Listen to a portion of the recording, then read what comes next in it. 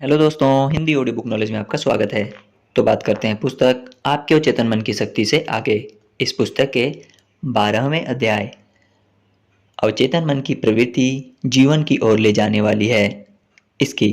और अगर इसके पहले के अध्याय आपने नहीं सुने तो वो भी सुन ले, जिसका लिंक आपको नीचे डिस्क्रिप्शन बॉक्स में मिल जाएगा। और यदि आप चैनल पर पहली बार आए हैं तो प्लीज़ चैनल को सब्सक्राइब कर दें और साथ में बने बेल के आइकन को प्रेस कर दें। बिल्कुल फ्री होता है, इसके कोई भी पैसा नहीं लगता। इससे होगा यह कि मैं जब भी कोई नई वीडियो अपलोड करूंगा तो उसकी जानकारी आपको तुरंत मिल जाएगी। तो चलिए दोस्तों, शुरू करते हैं।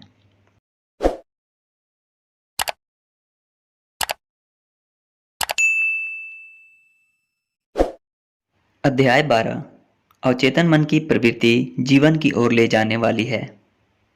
अध्याय 7 में मैंने अवचेतन मन के बारे में बताते हुए लिखा था कि अति चेतन मन हमारी समस्त रचनात्मकता का स्रोत है। यह वह स्थान है जहाँ से हमें अत्यधिक प्रेरणा और रचनात्मक समाधान मिलते हैं। यह वह स्थान है जहाँ हमारी सारी समस्याओं के हल छिपे रहते हैं। प्रतिभाशाली व्यक्ति अपने मन के इस हिस्से का बखूबी प्रयोग करना जानते हैं। मैंने यह भी लिखा था कि डॉक्टर मर्फी ने अति चेतन मन के बारे में कुछ नहीं लिखा है, क्योंकि इस क्षेत्र में अधिकांश काम मर्फी द्वारा 1969 में इस पुस्तक को लिखने के बाद ही शुरू हुआ था। इस पुस्तक में आगे बढ़ते हुए मैं डॉक्टर मर्फी ने जहाँ भी अवचेतन मन की बात की है वहाँ मैं अति चेतन मन शब्द का प्रयोग करूँगा। यदि वहाँ संदर्भ से ऐसा ध्वनित हो रहा हो तो अध्याय 13 में अति चेतन मन के कार्य और विशेषताओं को विस्तार से लिखा गया है। आपके जीवन में 90% हिस्सा अवचेतन मन का होता है। अतः जो स्त्री पुरुष अवचेतन मन की शक्तियों का लाभ उठाना नहीं जानते, वे अपना सारा जीवन संकरी सीमाओं के बीच बिता देते हैं। आपके अवचेतन मन की प्रक्रियाएं हमेशा जीवन की ओर गति देने वाली और रचनात्मक होती हैं। आपका अवचेतन मन आपके शरीर का निर्माता है और इसके जीवन के कार्यों को नियमित करता है। यह 24 घंटे हमारी सेवा में लगा रहता है और कभी भी आराम नहीं करता। यह हमेशा हमारी मदद करने और हमें नुकसान से बचाने का प्रयास करता है। आपका अति चेतन मन असीम जीवन शक्ति और असीम बुद्धि के संपर्क में रहता है और इसके आवेग तथा सुझाव हमेशा जीवनदायी होते हैं। जीवन के प्रति महान आकांक्षा, प्रेरणा और एक शानदार तथा महान जीवन की दृष्टि अति चेतन मन के द्वारा ही प्राप्त होती है। आपके गहरे विश्वास जिनकी कोई तार्किक विवेचना आप नहीं कर सकते, क्योंकि वे आपके चेतन मन से नहीं आते। आपका अति चेतन मन आपके पूर्वानुभावों में, आवेगों में, अंदाजों में, सूचनाओं में, आवश्यकताओं में और विचारों में बोलता है और ऊंचाई प्राप्त करने की दिशा में बढ़ता है। प्रेम प्राप्ति की इच्छा, दूसरों का जीवन बचाने की इच्छा, यह आपके अति चेतन मन से ही आती है। उदाहरण के लिए 18 अप्रैल 1906 में सैन फ्रांसिस्को में आए भीषण भूकंप में वहां के अपंग और अयोग्य माने जाने वाले लोगों ने भी बहादुरी का काम करते हुए लोगों की जान बचाई थी। उनके भीतर एक तीव्र आकांक्षा जाग उठी थी, किसी भी कीमत पर लोगों का जीवन बचाने की, और उनके अति चेतन मन ने उसी तरह प्रक्रिया दी। महान कलाकार, कवि, संगीतज्ञ, वक्ता और लेखक अपने अति चेतन मन के सतह ही तारतम्य स्थापित करते हैं और उन्हें वहीं से प्रेरणा और मार्गदर्शन प्राप्त होता है। उदाहरण के लिए रॉबर्ट लुइस स्टीवेंसन सोने से पहले अपने अति चेतन मन को अपने लिए किसी कहानी के कथानक के बारे में सोचने का कार्य देते थे। वह अपने अति चेतन मन से अच्छे और बिकने वाले कथानक के लिए कहते थे। स्टीवेंसन कहते हैं कि उसका अति चेतन मन अपनी बुद्धिमत्ता के द्वारा उन्हें कोई कहानी टुकड़ों टुकड़ों में उपलब्ध कराता था, किसी धारावाहिक की तरह। इससे पता चलता है कि आपका अति चेतन मन किस तरह से वे सब बुद्धिमानी पूर्ण बातें आपके माध्यम से कह सकता है जिसके बारे में आपके चेतन मन को खबर ही नहीं होती। मार्क ट्वेन ने कई मौकों पर दुनिया के सामने यह स्वीकार किया है कि उन्होंने अपने जीवन में कभी काम नहीं किया। उनके द्वारा लिखे गए सारे हास्य कथानक और लेख इस तथ्य का परिणाम है कि उन्होंने अपने अतिचेतन मन की कभी ना चुकने वाली क्षमता का उपयोग करना सीख लिया था। उसके क्षेत्र में प्रवेश कैसे किया जाए यह भी जान लिया था। डॉक्टर मर्फी द्वारा दिए गए रॉबर्ट स्टीवेंसन के अतिचेतन मन की क्षमता के उपयोग करने के उदाहरण में यह बात महत्वपूर्ण है कि अतिचेतन मन से हमारे पास जो कुछ भी आता है वह अपने आप में संपूर्ण होता है। वे समाधान संपूर्ण होते हैं। जब स्टीवेंसन अपनी कहानी का अगला अध्याय या अगला भाग लिखते थे तो वे जो कुछ भी एक बार कागज पर लिख देते थे उन्हें उसे संपादित नहीं करना पड़ता था, ना ही उसका पुनर्लेखन करना पड़ता था। वह अक्सर मजाक में कहते थे, मेरे सपनों में ब्राउनिंग आकर कहानियां लिख जाती हैं। अन्य प्रसिद्ध रचयिता भी अपनी रचना का श्रेय अतिचेतन मन को देते हैं। मोजार्ट ने संगीत की धुनें बनाना 3 साल की उम्र से शुरू कर दिया था। उसका पहला संग्रह 6 साल की आयु में प्रकाशित हुआ। वह स्वयं को संगीतकार नहीं मानता था। वह कहता था, संगीत स्वयं मेरे पास आया, मैं केवल उस संगीत का वाहक हूँ, उसे बनाने वाला नहीं। वह संगीत के सुरों का अनुभाग समझकर उसे लिख लेता था। उसके बाद वह ब्रॉस, पियानो और अन्य वाद्यों को सुनता था और उसने जो सुना था उसे उतारता था, और वह जो भी उतारता था वह एकदम सही होता था। हम यहाँ अमाडियुस सिनेमा की घटना भी याद कर सकते हैं, जिसमें मोजार्ट को झूठा और मक्कार साबित करने का प्रयास इस आधार पर किया जाता है कि किसी भी संगीतकार के लिए संगीत की रचना एक बैठक में कर लेना, वह भी बिना किसी बदलाव के, संभव ही नहीं है। बीथोवन कहते थे, उन खास क्षणों में संगीत मेरे पास आता है। बाद में जब वे पूरी तरह से बहरे हो गए थे तब भी उन्होंने कुछ महान धुनों की रचना की जो उनके श्रेष्ठतम कार्य में गिनी जाती हैं। स्ट्राविंस्की ने कहा था, मैं सुनता हूँ और जो सुना उसे लिख लेता हूँ, मैं संगीत का केवल एक माध्यम मात्र हूँ। रैल्फ वाल्डो इमर्सन स्वलेखन का इस्तेमाल करते थे। मैं अपनी मेज पर बैठता हूँ, हाथ में कलम लेता हूँ और कोई अनजानी शक्ति मेरे हाथों को लिखने के लिए प्रेरित करती जाती है और मैं लिखता जाता हूँ। प्राय मैं अपने लिखे को जब गौर से पढ़ता हूँ तो पता चलता है कि इन बातों को तो मैं जानता ही नहीं था। अल्बर्ट आइंस्टाइन ने कहा है, कल्पना ज्ञान से अधिक महत्वपूर्ण है। मन की क्रियाविधि को शरीर किस तरह से प्रदर्शित करता है। आपके चेतन और अचेतन मन के बीच के संवाद को आगे बढ़ने के लिए तंत्रिकाओं के बीच संवाद की आवश्यकता होती है। सेरिब्रो स्पाइनल तंत्र चेतन मन का अंग है और सिंपैथेटिक तंत्र अवचेतन मन का अंग है। सेरिब्रो स्पाइनल तंत्र वह माध्यम है जिसके द्वारा आप अपनी 5 इंद्रियों द्वारा प्राप्त सूचनाओं को ग्रहण करते हैं और अपने शरीर की गतिविधियों को नियंत्रित करने के लिए अभ्यास करते हैं।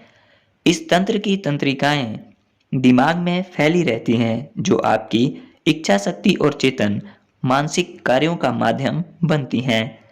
सिंपैथेटिक तंत्र, जिसे अक्सर अनैच्छिक तंत्रिका तंत्र कहा जाता है, का केंद्र पेट के पिछले हिस्से में स्थित गैंग्लियोनिक मॉस या सोलर प्लेक्सस में स्थित रहता है और इसे कई बार पेट में स्थित दिमाग कहा जाता है। यह उन मानसिक कार्यों का माध्यम बनता है जो निश्चेता अवस्था में शरीर के जैविक कार्यों को करता है। इसीलिए हम अक्सर कहते हैं, तुम्हारा पेट तुम्हें क्या कहता है। ये दोनों ही तंत्र अलग अलग भी काम कर सकते हैं और सामंजस्य रखते हुए भी। न्यायाधीश थॉमस ट्रोवर्ड कहते हैं, वेगास तंत्रिका सेरिब्रल क्षेत्र से निकलकर ऐच्छिक तंत्र के हिस्से के रूप में गुजरती है और इसके द्वारा यह ध्वनि अंगों को नियंत्रित करती है। उसके बाद थोरैक्स की ओर जाती है और हृदय और फेफड़ों में अपनी शाखाएं भेजती है। अंत में यह डायफ्राम से गुजरते हुए अपनी ऊपरी सतह, जो इसे स्वैच्छिक तंत्रिका के रूप में परिचित कराती है, उसे त्याग कर सिंपैथेटिक तंत्रिका के रूप में पहचानी जाती है, अर्थात इन दोनों को जोड़ने वाली शाखा के रूप में काम करती है और मनुष्य को भौतिक रूप से एक इकाई बनाती है। इसी तरह से दिमाग के अलग अलग क्षेत्र वस्तुपरक और व्यक्तिपरक क्रियाओं के साथ दिमाग के रिश्ते को दिखाते हैं और सामान्य तौर पर बात करते समय हम फ्रंटल हिस्से को अग्रभाग और पोस्टीरियर हिस्से को पश्च भाग कह सकते हैं और मध्य भाग दोनों ही हिस्सों के गुण रखता है। एक बुद्धिमत्ता है जो शरीर का ध्यान रखती है। जब हम कोशिका तंत्र और अंगों की रचना के बारे में पढ़ते हैं, जैसे आंखें, कान, हृदय, पित्ताशय, तिल्ली आदि, तो हमें पता चलता है कि ये सभी कोशिकाओं के समूह के बने होते हैं और ये कोशिकाएं स्वयं को एक बुद्धिमान समूह के रूप में अवस्थित करती हैं, जो चेतन मन द्वारा दिए गए आदेशों को ग्रहण करके उसके अनुसार कार्य करती हैं। एक कोशिकीय जीवों के अध्ययन द्वारा यह पता चलता है कि आपके शरीर में चल क्या रहा है। चूंकि एक कोशिकीय जीवों में अंग नहीं होते, फिर भी उनके सामान्य कार्यों जैसे गति, उत्सर्जन, भोजन ग्रहण आदि में दिमाग की उपस्थिति द्वारा कार्य किए जाने का संकेत मिलता है। कई लोग कहते हैं कि यदि आप अपने शरीर को अकेला छोड़ दें तो भी एक बुद्धिमत्ता है जो आपके शरीर का ध्यान रखती है। यह सच है, मगर दिक्कत यह है कि हमारा चेतन मन हमारी इंद्रियों द्वारा ग्रहण की गई सूचनाओं को हमारी धारणाओं, झूठे विश्वासों, डर और अन्य बातों के आधार पर प्रभावित करने का प्रयास करता रहता है। जब ये धारणाएं, विश्वास और नकारात्मक बातें आपके भावनाओं के साथ अवचेतन मन में जमा हो जाती हैं, तो अवचेतन मन के पास इसके सिवा कोई दूसरा रास्ता नहीं रहता कि वह आपके दिए हुए नमूने के अनुसार ही काम करे। आपके अवचेतन मन की अपनी जिंदगी है जो हमेशा समरसता, सामंजस्य, स्वास्थ्य और शांति की ओर गति करती है। मनुष्य समरसता के कुदरती सिद्धांत में कैसे हस्तक्षेप करता है? सही और वैज्ञानिक तरीके से सोचने के लिए हमें सत्य का ज्ञान होना जरूरी है और सत्य को जानना यानी अवचेतन मन की उस असीम बुद्धिमत्ता और शक्ति के साथ समरस होना जिसकी गति हमेशा जीवनदायिनी होती है। कोई भी विचार या कार्य जो समरसता पूर्ण नहीं हो, चाहे वह अज्ञानवश हो या स्वनिर्मित हो, उसका परिणाम विसंगति और परिसीमन के रूप में ही सामने आता है। वैज्ञानिक यह सूचना देते हैं कि हम हर 11 महीने में अपना शरीर पुनः बनाते हैं। इसका अर्थ है हम शारीरिक दृष्टिकोण से केवल 11 माह की आयु के हैं।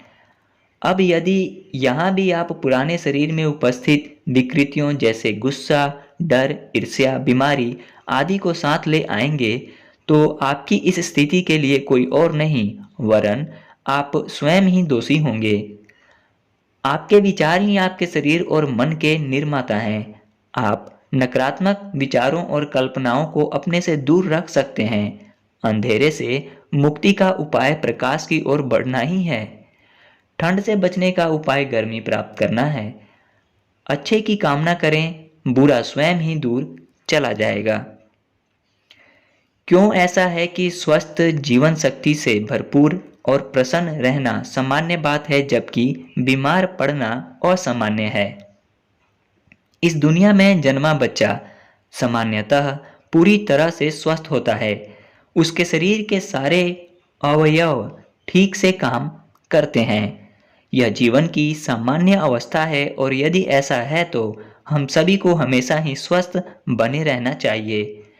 आत्मरक्षा हमारी सामान्य वृत्ति है और यही किसी सर्वमान्य सर्वत्र उपलब्ध सत्य के रूप में आपके स्वभाव का अंग बनती है। यदि आपके विचार, धारणाएं और कल्पना आपके इस कुदरती प्राकृतिक स्वभाव के साथ, जो कि हमेशा आपको आगे बढ़ाने के बारे में ही सोचता है, से सामंजस्य बैठाते हैं, तो आप अपनी क्षमताओं का बेहतर प्रदर्शन कर पाते हैं। यह इसी सिद्धांत का अनुसरण करता है कि सामान्य अवस्था को आसानी से प्राप्त किया जा सकता है, जबकि असामान्य अवस्था बीमारी आदि का प्रयास द्वारा उत्पन्न की जाती है। बीमार होना हमारे लिए असामान्य बात है। बीमार होने का सीधा सा अर्थ है कि आप जीवन धारा के विपरीत जाकर नकारात्मक रूप से सोच रहे हैं। जीवन का नियम वास्तव में वृद्धि का नियम है।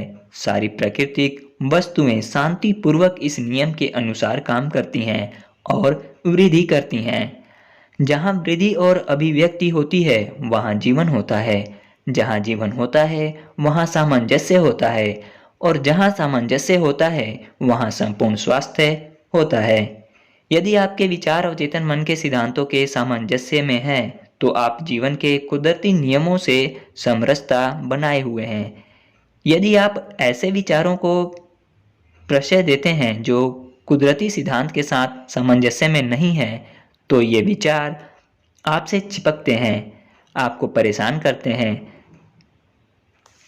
चिंता में डालते हैं और अंत में बीमार कर देते हैं। यदि तब भी इन विचारों को दूर नहीं किया जाए तो ये आपको मृत्यु के द्वार तक ले जाते हैं।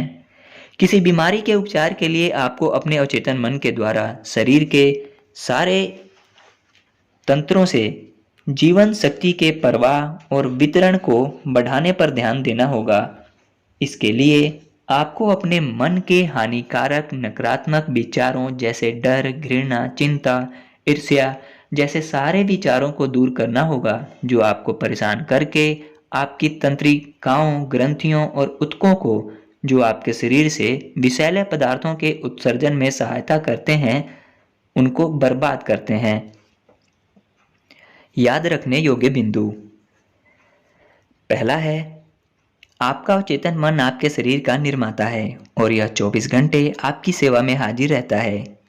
आप नकारात्मक विचारों को स्थान देकर इसकी प्राकृतिक क्रियाविधि में बाधा डालते हैं। दूसरा है, सोने से पहले अपने अति चेतन मन को कोई काम दें, अर्थात उसे किसी प्रश्न का उत्तर देने के लिए कहें, आपको उत्तर अवश्य मिलेगा। तीसरा है, अपने विचारों की जांच करें। हर विचार जो आपके द्वारा सही मान लिया जाता है, आपके दिमाग द्वारा सोलर प्लेक्सस या उदरीय दिमाग को भेजा जाता है और फिर वह विचार आपके जीवन का सत्य बन जाता है। चौथा है, यह जानना जरूरी है कि आप अपने मन को एक नया खाका देकर अपने आप में परिवर्तन ला सकते हैं। पांचवा है, आपके अचेतन मन की प्रकृति जीवनदायी है। आपका मुख्य काम आपके चेतन मन के साथ है। अपने अचेतन मन को सही विचारों से भरें। आपका अवचेतन मन हमेशा आपके मानसिक नमूने की तरह ही काम करेगा।